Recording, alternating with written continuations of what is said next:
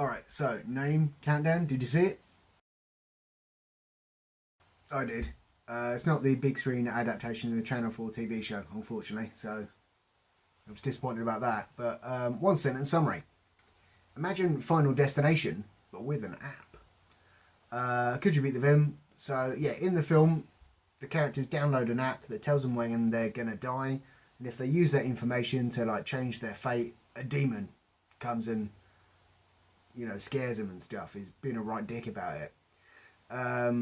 So there's a character called Father John, I believe. He's a funny guy. I liked him. It was all right.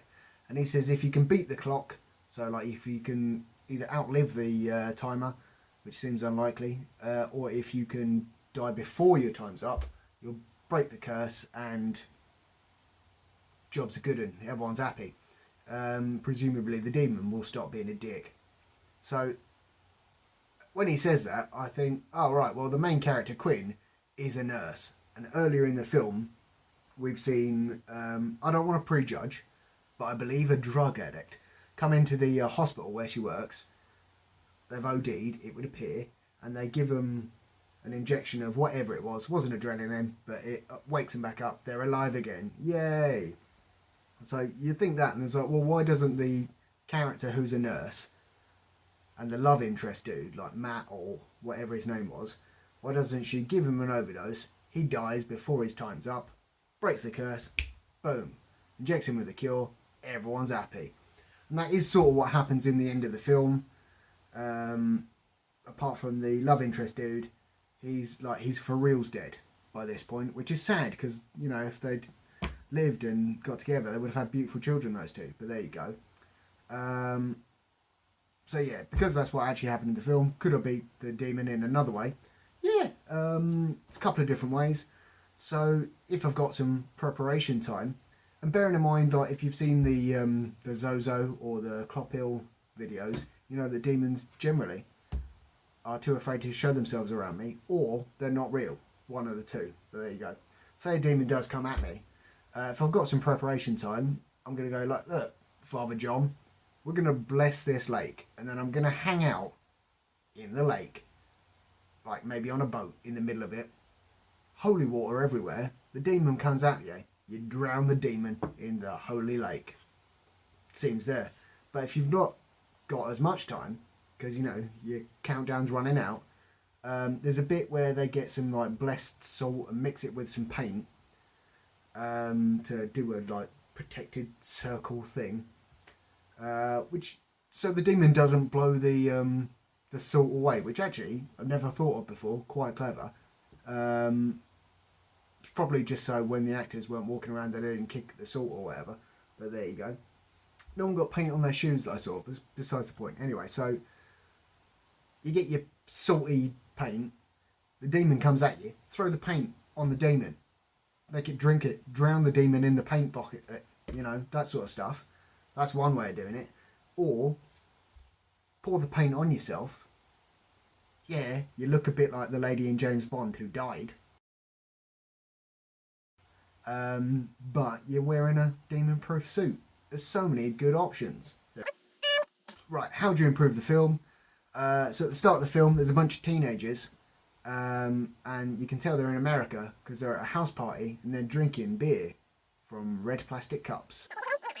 So there's a bunch of them sitting around this table, and they download the app, and they're like, whoever's got the shortest lifespan, which seems a bit harsh, but whoever's got the shortest lifespan has to down all these beers. Not everyone at the table downloads the app, but everyone at the table gives this, I think like Courtney or whoever her name was, gives her their beers. You either play the game and you download the app, or you don't play the game and you don't give her your beers. Why did that young woman, whatever her name was, wait until her drunk boyfriend was sitting in the driver's side of his car before she started complaining that he was driving drunk? Actually fell over as well on the way. That's something you're like, you're not driving, don't be a knobhead. Anyways, so the thing about the demon is, as I said, if you try and change your fate because of the countdown app, because you're going to die in 10 minutes, and you say, oh, I'm not going to go this way, I'll go this way, it will come after you and be scary and stuff. But She downloads the app. She's going to die in 10 minutes or whatever it is, and then the boyfriend's going to drive drunk. I don't think necessarily the app was key to her saying, "I'm not getting in the car with you. You're a twat." So the demon, I feel a little bit pernickety. Yeah. But then he did crash the car, and she would have died anyway. So this is half dozen of one, six of the other. Anyway, the young woman as well, Courtney or whatever her name was, she ran home because she's scared of the scary demon stuff, or the countdown app or whatever it is. But she went home. Most accidents happen at home, and also you're more likely to be murdered by someone you know, so like a family member who also lives at your house. So really, going home is the terrible idea. There you go. Why do all hospitals and like office buildings and stuff in films, particularly scary films, have an abandoned area that you're not supposed to go in? And if they have got an abandoned area, why aren't these properly like sealed off? Is there anyone in real life who's called Quinn? Because I've never met one, but that's besides the point. Her plan is to kill the molesty doctor man before his countdown clock is up, thus breaking the curse. And she lures him into the abandoned part of the hospital. My plan would have been far simpler. You go into his office and he's all like, "Hey, what do you want?" You're like, "Oh, look, man, I know we had this issue where you tried to force yourself on me, and then I was going to complain, and then you complained about me, and it's all water under the bridge." Bang! When he's not, expecting it, needle in the neck. He dared. And then like you just put a do not disturb sign on his door. Don't support the whole murdering thing though. But if you got to do it, you got to do it. They know that some creepy demon stuff is going on, or at least they suspect it. So they go and see the vicar dude at the kind of chapel arrest of the hospital. And he's like, "Obviously, I don't believe in demons. I'm not an idiot. Here you go. Here's the card of a bloke who does." So they go and see Father John, the cool, funny priest dude. And I think he lives in the church, which I don't know if that's kosher or not. B, when they arrive at that church, they have some massive floodlights behind them, so you can see their you can see their shadows. Pretty cool shot, but it was just very odd that the doorway was so bright. The love interest dude, he knows that there's scary demon shenanigans going on, and he's in the toilets at the hospital, and scary things happen, and he stays to investigate. If that were me, I'd be like, well, this is obviously that knobhead demon who's been tormenting me all day long. Guess I'll leave. And the same again when like the demon lures him out of the safety painted salty circle thing. He's like, "Oh no, I'm and at the end of the film, the demon like takes the form of the Quinn's dead mum. Like, you've been like pissing me off for the last 3 days or something, demon. I know that you're not really my dead mum or dead brother. Leave it out." There you go. Twice in the film, within a very short space of time, Quinn reverses her car without looking, and A, almost hits a dude with her car, and B, does hit that man's car with her car. And he's all kind of, pissed off about it, as you can imagine. And in the scene, he's the bad guy, but he's very right to be upset because she, A, almost ran him over, and B, hit his car with her car because she wasn't looking where she was going. There you go. Quinn is mildly suspicious about this scary app that she's heard so much about. So she steals the phone from a dead teenager's room after he has apparently thrown himself down some stairs to kill himself. And presumably someone's taken the phone, which survived the fall. He didn't, by the way. Sturdy phone. So presumably someone's put that phone back in his room. She's stolen it. She's gone down to the morgue.